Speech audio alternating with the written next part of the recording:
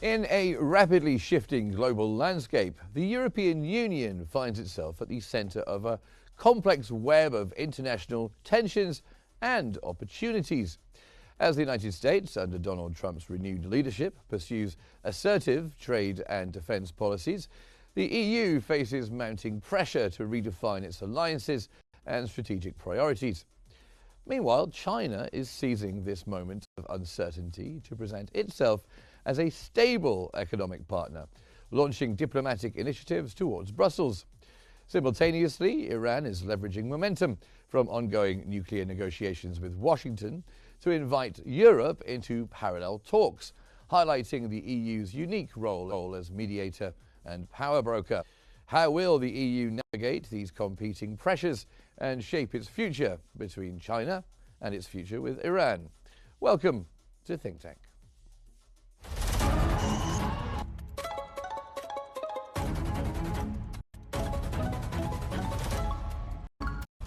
Our world is becoming unhinged.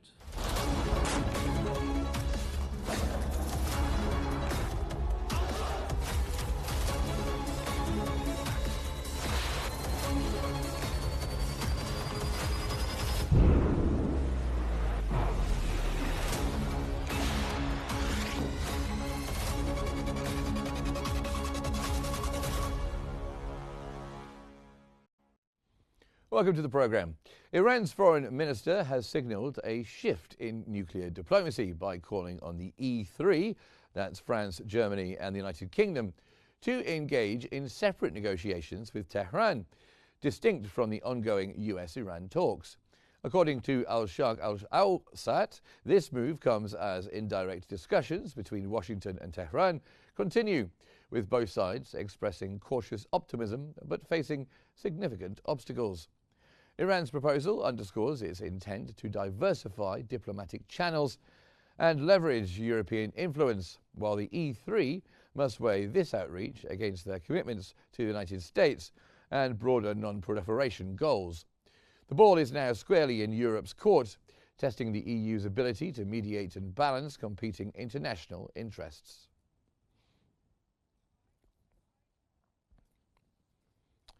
Meanwhile, China is reportedly preparing to lift sanctions on several members of the European Parliament, a move widely seen as an attempt to thaw relations with the EU amid uncertainty caused by US tariffs under Donald Trump.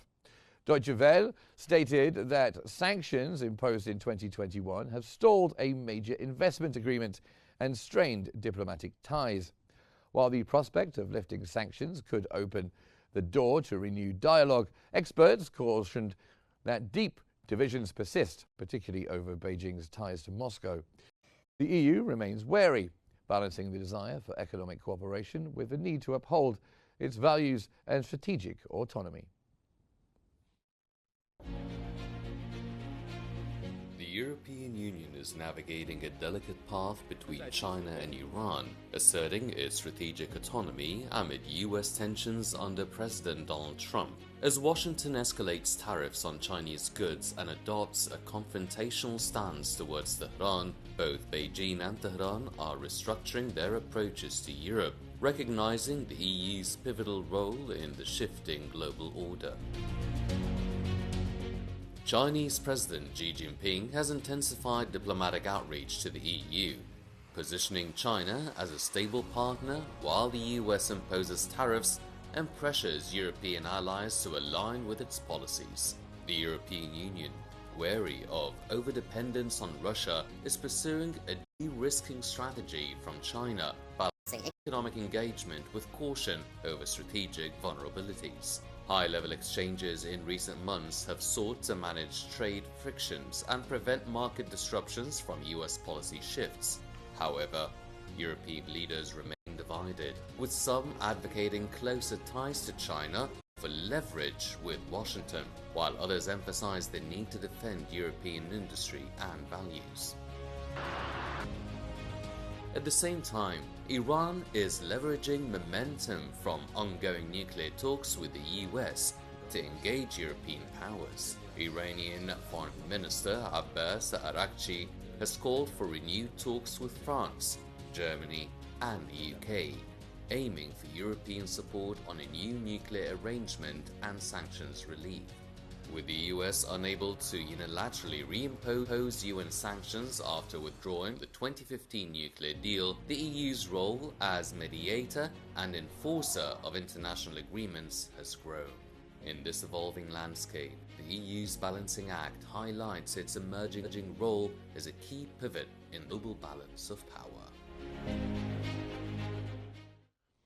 Well, tonight we delve deeper into the EU's evolving role with two distinguished guests. Kamila Zarychta-Romanowska, Professor of EU Law and Security Studies in Brussels, and Professor Gilles-Emmanuel Jacquet, a Vice President of the Geneva International Peace Research Institute. Together we will explore the forces shaping Europe's delicate balancing act between China and Iran, and of course the United States as well. Welcome to you both. I hope I didn't mess up your names too much at the beginning. Professor Romanowska, let's start with you. How is the EU managing to balance relations between China and the United States, especially as the US policies are becoming more unpredictable?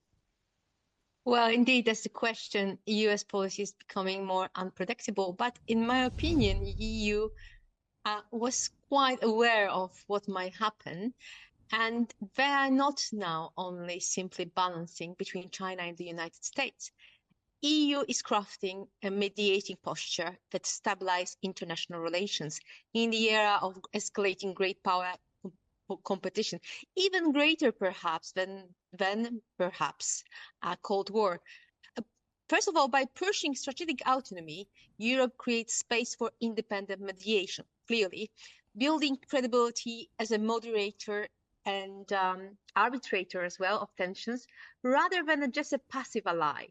Moreover, Europe's diplomatic architecture, grounded in the multilateralism, normative power and dialogue, allows broker agreements, de-escalate trade tensions, and offer compromise pathways where the direct channels between US and China simply falter. Moreover, there is another difficult issue which is going on, and this is some sort of binary confrontation Europe is sometimes facing. And what they're trying to do is actually positing themselves as a guardian of multipolar balance in the world. And that's the reason why they're really doing their best to facilitate cooperation and compromises, as well as dialogue without submission. That's the reason why I really would like to highlight my stance that EU leverage autonomy is not isolating themselves, but it's rather to become an anchor of global stability, shaping the future where Europe sets the tempo and terms of its great power engagement. And this is not things which just happen overnight, just because, let's say, European Union and is set in difficult position because of Mr. Donald Trump return and the war in European Union is creating quite steadily just before the Brexit even went into the question. They create stably conversation and then a whole, I would say, very intelligently crafted plan to actually become a global independent strategy. So that's the reason why, independent actor. That's the reason why they created EU global strategy to actually become as well a global player, to become as well independent from either of the strongest players who now are stepping aside to Europe, to India, to Gulf states, etc. And what do you think, Professor? Okay, do you think that Trump's trade war has impacted or even changed the EU's strategy when it comes to their economic outlook? Thanks for the invitation. Well, more generally, I think it's not just about this trade war, this US-Chinese trade war, but simply following the change in the US administration with the second mandate of President Trump. The European Union, that previously relied a lot on the Biden administration and more generally on the US to back its strategic autonomy, now is left in a way alone. And this issue of the US-Chinese trade war is leaving the European Union in a situation which has to make choices with regard to its future. So we hear a lot about this strategic autonomy. Maybe it should have been interesting since the beginning to talk maybe about strategic independence.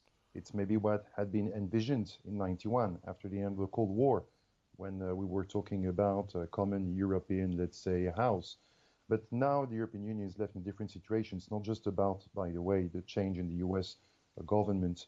It's also since the Russian invasion in Ukraine and all the consequences it had on the world order. It's the end of the previous, let's say, post-Cold War world order in which the European Union was trying to operate in tandem with the US.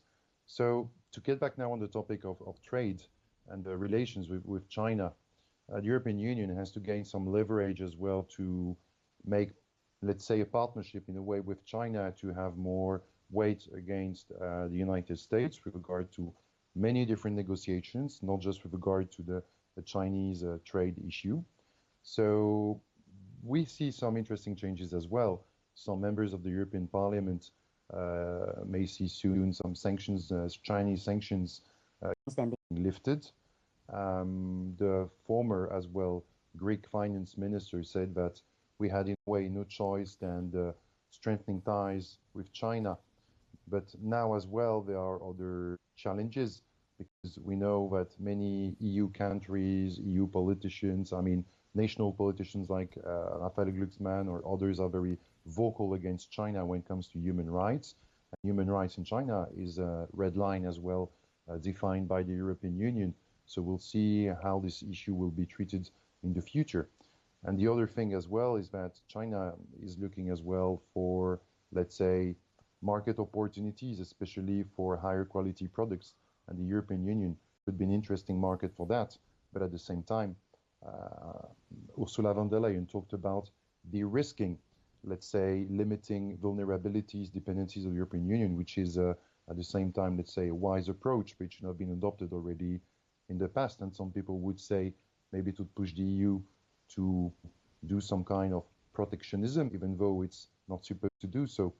So we'll see what's left, but with China, there is, let's say, a kind of window of opportunity, but with many challenges, such as human rights, and as well the reindustrialization of Europe to have a proper counterweight to China's growing influence in trade as well. Okay, I'm sure human rights is going to be a big issue when it comes to China. We'll come back to China in just a moment. Professor Romanowska, I just wanted to bring in this Iran story that we mentioned, that Iran is reaching out to the E3, France, Germany and Britain, to have separate negotiations outside of the ones between Iran and the United States. What do you make of that? Well, first of all, we have to look here for the very important issue that EU approach to Iran's nuclear negotiation differed from both China and US. And there are different implications as such when it comes to the global non-proliferation efforts. Because first of all, EU's approach to Iran reflects a very carefully calibrated fusion of strategic interests, normative commitments, and global influence building.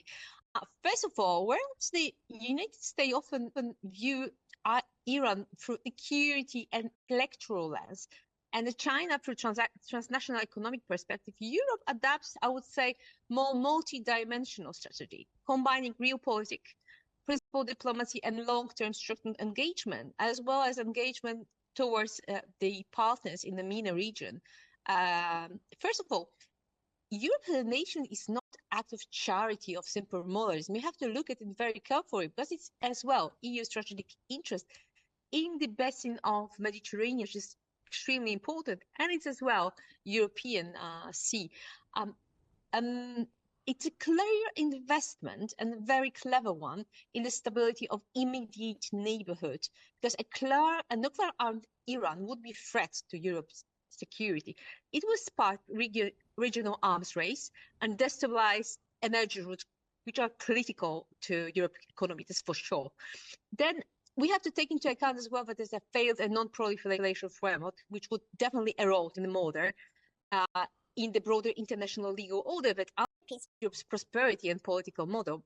And moreover, a breakdown of diplomacy would trigger renewed migration flows, which is extremely important now for Europe. this will induce humanitarian crisis, increase terrorism, and all of which have very direct strategic consequences to the EU and to EU strategic partners, for instance, is Egypt or Morocco, Tunisia, etc., Turkey for sure. We have to look at this from a European perspective, which is more broader than just one go action, because EU's mediation serves Europe's core strategic interests. They are to ensure a secure, stable, and predictable environment in region, which is critical of its own future. We cannot really, let's say, allow ourselves to another crisis as it was after the Arab Spring and the war in Syria started in 2015. We just, especially now when there is a quite difficult economical issues and economic situation, moreover, these human rights and normative values remains always an integral and non-negotiable part of Europe's diplomacy. Even engaging quite pragmatically with Tehran, the EU will continue to apply targeted sanctions on Iranian officials responsible for human rights abuses, that's for sure, especially in the cases of arbitrary retentions or suppression of civil society.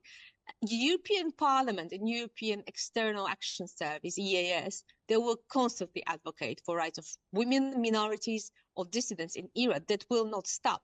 Moreover, through dialogue, legal pressure, and conditional engagement, Europe will seek not only to prevent nuclear proliferation, but moreover, they will do their best to nurture social openings and uphold universal human rights standards. That's one of the most important things, and Europe will not stand out. Because this distinguishes Europe fundamentally from both US short-termism and Chinese how values neutral pragmatism. And third thing is that Europe actively is reinvesting in its global role. This is not merely as diplomatic mediator, but this is actually something stronger as a builder of alternative future. For instance, there is a program of global getaway, and Europe is giving 300 billion euro in infrastructure and connectivity plan. And it's offering the countries like Iran and wider in the region alternative to Chinese Belt and Road dependency. Europe's investment strategies are to promote sustainable development, human rights, transparency, and local empowerment. This is quite parallel to UN values, but contrasting this starkly with extractive of debt trap models, which are promoted by others. Then these reinvestment programs are not peripheral. They are as well central piece of Europe's new external action doctrine, even, I would say, because they are ensuring that diplomatic influence are backed by real economical power, real economics, real credibility, and on-the-ground impact. Then we have to look at this as a really huge change when it comes to the 21st century strategic diplomacy, because they are defending hard interests. They are projecting normative leadership like human rights or rule of law, and they are expanding structural influence through investment in connectivity, resilience, and sustainable development, even through the United Nations. Though in broader terms, the implications of global non-proliferation are profound, because EU will prove that diplomacy rooted in strategic patience and principled engagement can succeed, and then they will. Well, let me just bring Professor Jacquet back in here. What do you think is the significance of Iran's call for these separate talks with Europe on its nuclear program, and is human rights another stumbling block here? Well, Iran knows very well that in this current situation where the European Union is detached from the US, it's an opportunity to strengthen the talks based on the safeguard of JCPOA and the negotiations on the nuclear issue. Now, for the European Union as well, we know that there is a coherent approach. It's not new that they want as well a comprehensive agreement with Iran. There are as well conditions related to human rights, treatment of minorities and women. And we'll see how this issue will be treated in the future, because we cannot really predict what can happen in Iran. If there are protests or these things, we'll see how Brussels will really stand. On the nuclear issue, it's very important as well to have the European Union on board. However, with regard to the current relations with Russia, between Brussels and Russia, that will be an issue, because in the past, when Moscow, Brussels, and some European capitals like Paris, Berlin, or others were partnering on this similar approach, a coherent approach, it was quite, let's say, influential, and it was limiting as well the more hawkish approaches we had from the US and Israel. The other issue as well, even though each issue, let's say the Israeli conflict, the nuclear issue and others are all detached, treated separately by the European Union, in fact, they are all in a way tied because of regional conflicts and regional issues.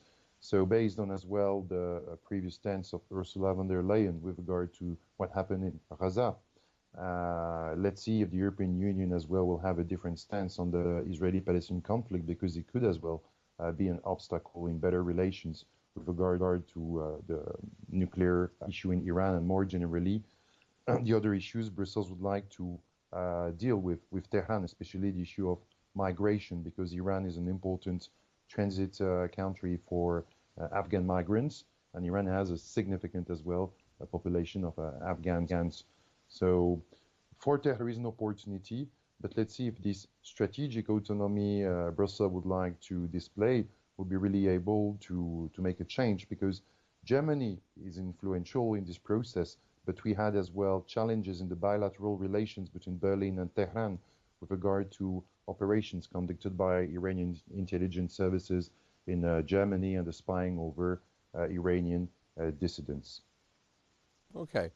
Well, I want to come back to China with you, Professor Romanowska. Do you see China's recent diplomatic overtures as a genuine attempt to reset relations with the European Union? Well, China diplomatic overtures toward the European Union are fundamentally a calculated response to strategic pressure, rather than purely genuine attempt at rapprochement, in my opinion. Beijing motivation are threefold: mitigation, isolation, tension with Washington escalates, especially over critical technologies, Taiwan, and supply chains. China needs to prevent full Western coalition forming against them, and Europe is essential in that calculus. Second thing is that securing economic lifelines is very important as well. Those lifelines are growing from barriers to the American markets and slowly domestic growth. Beijing views Europe, of course, as a European market, as a vital for maintaining export and driven economic stability. Export-driven economic stability is for them a must. But there is a shaping global narratives. By courting to the EU, China aims to present itself globally as a cooperative power, contrasting itself with US unilateralism, especially among the global South, especially as well bearing in mind China's engagement with Russia now. Nevertheless, the EU is fully aware of its dynamics and approaches China overtures with strategic sobriety, I would say, because Europe demands substantial changes and challenges for China for sure. This is not just a superficial gesture. They're including progress on market access, for sure, Europe, international property protection and human rights, particularly in Xinjiang and Hong Kong, and transparency. That's important part of EU diplomacy and EU law as well. They are about to lift some Chinese sanction, and European officials will be happy to see so. But it's not as a concession, but as necessary precondition of re-engagement, in my opinion. Furthermore, I would say that Europe is actually actively de-risking its supply chains and adopting measures such as anti-coercion instrument or foreign subsidies regulation that protect themselves from systemic vulnerabilities, linked to China. And that's really important, because if European market, European production, and European SMEs and society will not be let's say vulnerable, it will minimize Chinese leverage, and it will show European strength and not weakness. That's the reason why this independent strategy is. Well, thank you both very much, Professor Zaraczta Romanowska and also Professor Jacquet as well. Both of you, thank you very much for joining us here on the programme. As global geopolitics grow increasingly complex, the European Union stands at a crossroads, pulled by China, Iran and the United States. Its capacity to balance interests, uphold values and seize opportunities will shape not only its own path, but the broader contours of global order. That brings us to the end of this episode of Think Tank, which always endeavours to unveil the complexities of our changing world. Thanks for watching. Good night.